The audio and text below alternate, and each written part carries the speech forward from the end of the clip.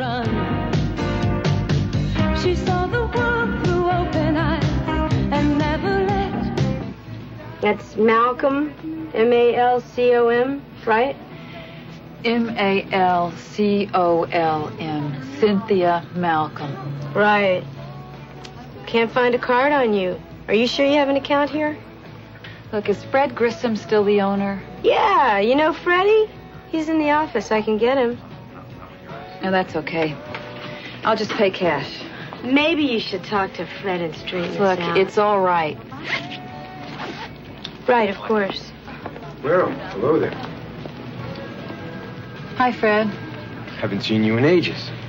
Oh, I've been pretty busy. I'm sorry, Mr. Grissom. I couldn't find a card on her. What card?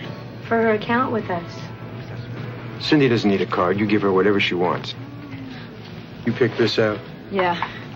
Well, we have some new stuff that's really got some style. Nah, this is all I really need. Well, where do you wear that? School. School. How do I write it up? Just give it to me. Sure. Come around and say hello every once in a while.